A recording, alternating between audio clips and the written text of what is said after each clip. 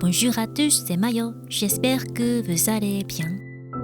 On se retrouve aujourd'hui pour une recette de pain 100% sarrasin, sans gluten, avec la méthode de Tongsang. Grâce au Tongsang de sarrasin, le pain reste bien moelleux et légèrement humide, même le lendemain. Et la recette est très simple, pas besoin de pétrir, pas besoin de façonner. On commence par préparer le Tongsang de sarrasin. Dans un bol, on met 20 g de farine de sarrasin. Cette fois-ci, j'ai testé la méthode de Tongsang pour la première fois dans un pain sans gluten.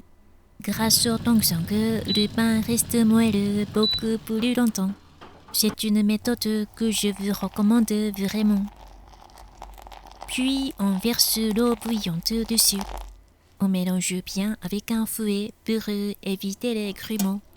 Ici, petit conseil. Si on fait l'inverse, c'est-à-dire si on met d'abord l'eau bouillante dans le bol, puis la farine, la préparation devient trop liquide et on n'obtient pas cette texture légèrement épaisse. Donc faites bien attention à l'heure trop. Ensuite, on prépare la pâte. On commence par peser 180 g de farine de sarrasin.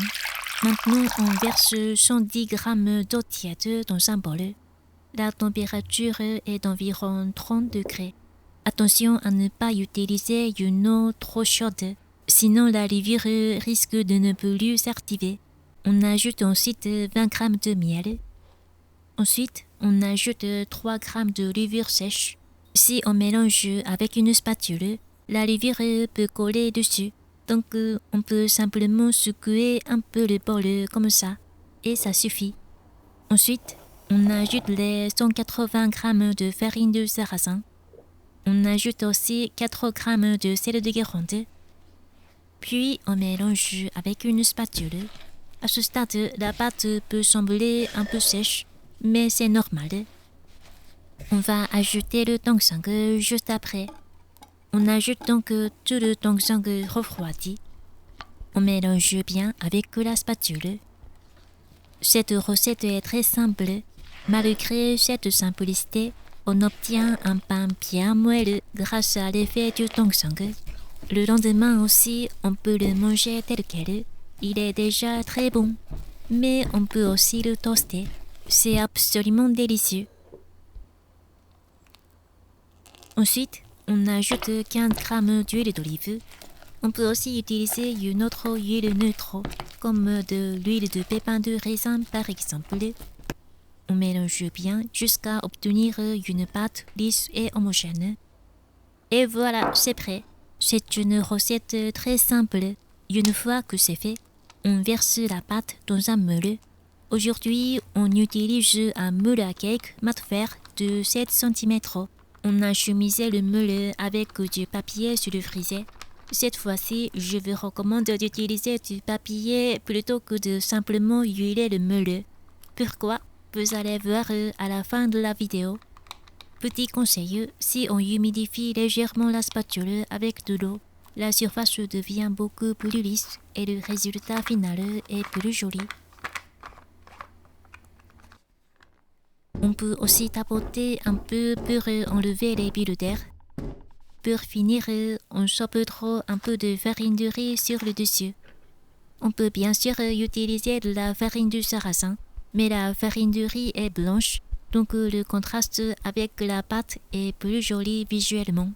On couvre avec du film alimentaire et on laisse fermenter environ 30 minutes à 30 degrés. Avec un pain au sarrasin, il faut faire attention à la fermentation.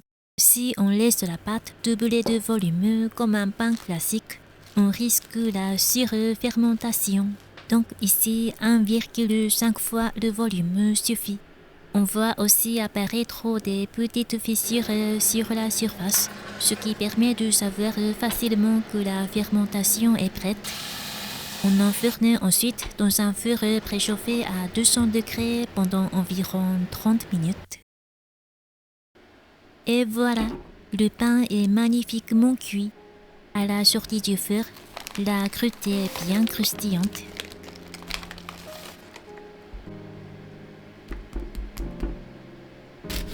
et grâce au tension que l'intérieur est très moelleux.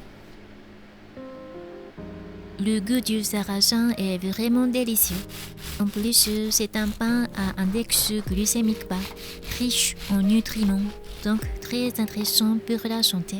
Si vous ne connaissez pas encore le pain du sarrasin au tension que, je vous recommande vraiment de l'essayer.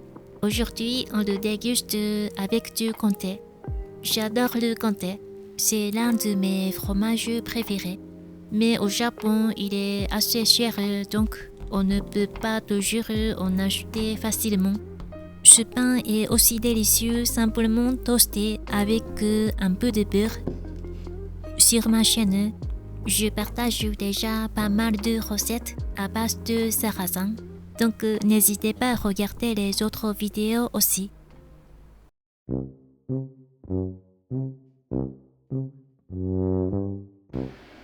Regardez ça, magnifique. Je me suis dit, super, il est parfait. Au début, tout va bien, mais cette joie a duré environ 3 secondes. Parce que là, un petit problème commence. Au début, tout va bien, mais ensuite, impossible de démêler le pain. Rien ne bouge, absolument rien. Bon, on va essayer une première fois. Non, toujours pas.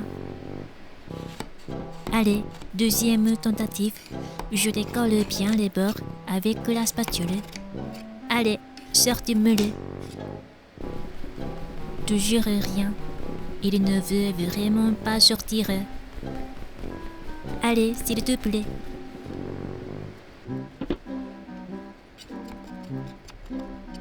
Bon, dernière tentative.